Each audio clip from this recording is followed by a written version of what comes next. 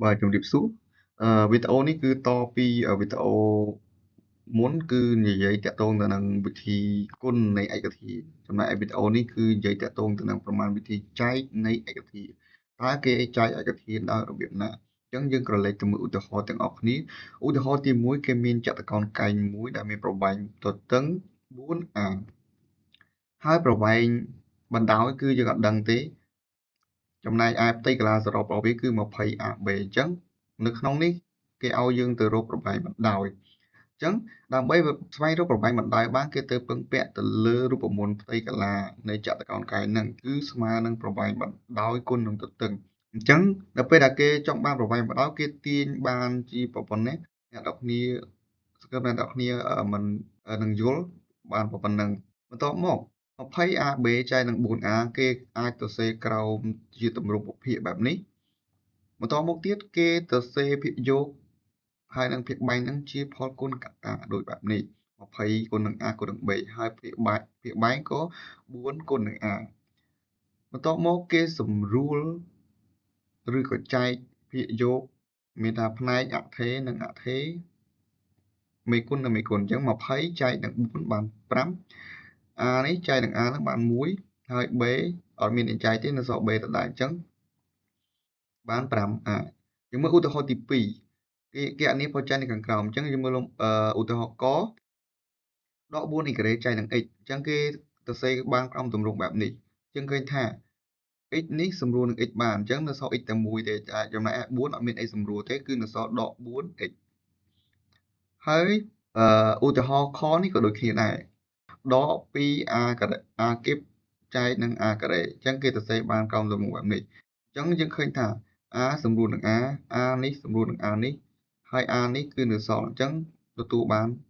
2ដក 2a អញ្ចឹងតាមរយៈឧទាហរណ៍ទី1ហើយនិងឧទាហរណ៍ទី2នេះគេទាញបានជាទូទៅមួយដើម្បីចែកឯកធាតុនិងឯកធាតុគេទៅសរសេរភាគយកនិងភាគបែងជាផលគុណកត្តាដូចបែបនេះហើយចែកមេគុណនិងមេគុណមានន័យ20ចែកនឹង4ផ្នែកអថេរនិងអថេរ a ចែកនឹង a b នេះគឺអត់មានអ្នកចែកទេនៅសល់តែ b ដោយរូបនេះចឹងគេសរសេរបានក្រោមទម្រង់បែបនេះរួចសរសេរភាគយកជាផលគុណកត្តាហើយភាគបែងក៏ជាផលគុណកត្តារួចចែកមេគុណនិងមេគុណអថេរនិងអថេរអញ្ចឹង12ចែកនឹង4បាន3 b ចែកនឹង b បាន1ហើយ a នៅសល់អញ្ចឹងសល់ 3a អានេះជាលំហាត់គំរូរបស់យើងដែលមានចំនួន3ប៉ុន្តែខ្ញុំសូមបញ្យល់តែមួយទេក្រៅពីនឹងអ្នកទាំងគ្នាអាចស្វែងយល់ដោយខ្លួនឯងបានគណនាផលចែកនៃឯកធាតុខាងក្រោមគេមានប៉ុណ្ណេះហើយគេអាចសរសេរបានដូចជាផលគុណកត្តារវាងភាគយកហើយនិងភាគបែងបានប៉ុណ្ណឹងបន្ទាប់មកអ្នកទាំងគ្នាចែកមេគុណនិងមេគុណ15ចែកនឹង3បាន5 a ចែក a សម្រួលនឹង a នៅសល់ a 2អញ្ចឹងបាន a ការ៉េ b នេះសម្រួលនឹង b នេះមួយហើយនៅសល់ប៉ុន្មាននៅសល់ b មួយអញ្ចឹងនៅសល់ b តែមួយទេអញ្ចឹងចម្លើយរបស់វាបាន 5a ការ៉េ b ហើយលំហាត់2នេះក៏ដូចគ្នាដែរលំនាំតែមួយទេអ្នកគ្នាអាចស្វែងយល់ដោយខ្លួនឯងបានមួយទៀតក៏ដែលខ្ញុំចង់ពន្លាតចំណេះដឹងអ្នកទាំងអស់គ្នាទេនៅពេលដែលយើងមាន b ស្វ័យគុណ5ចែក b ស្វ័យគុណ2អញ្ចឹងយើងអាចសរសេរបានបែបនេះសរសេរជាផលគុណកត្តាបែបនេះរួចសម្រួលអាហ្នឹងដូចអ្វីដែលខ្ញុំបានបញ្យល់ខាងលើមួយទៀតនេះយើងអាចសរសេរបានបែបនេះក្រោមទម្រង់តាមរូបមន្តមួយនេះឃើញអត់អញ្ចឹងគេបាន b ស្វ័យគុណ5ដក2អញ្ចឹងស្មើនឹង b គីបមួយនេះដែរ m នេះស្វ័យគុណ1ដល់ពេល m